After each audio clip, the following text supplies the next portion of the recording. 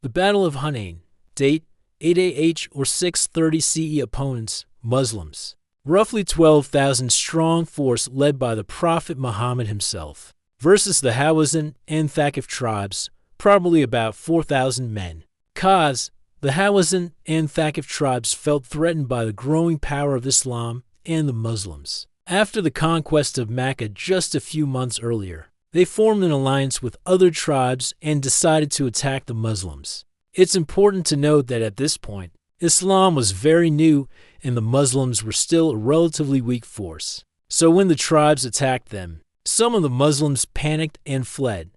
But the Prophet Muhammad stood firm and regrouped his men. So the battle began with the Muslims being outnumbered and seemingly outmatched. The enemy was coming from 3 different directions, and the Muslims were forced to retreat to a valley. This was actually an ambush.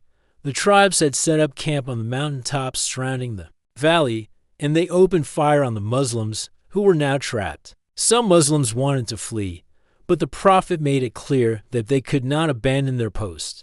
He told them that Allah was with them, and that was enough for them to stay and fight. And fight they did. The Muslims fought bravely and eventually defeated the numerically superior force. It was a hard-fought victory, and many Muslims, including the Prophet himself, were injured. But it was a necessary one. It showed the tribes that even if they had more men, it didn't necessarily mean that they would win. Strategy, planning, and belief in Allah in their hearts, that was what gave the Muslims the strength to overcome any obstacle. So the next time you feel like giving up, remember the Battle of Hunayn and know that with Allah on your side, you can achieve anything. That was a summary of the Battle of Hunayn.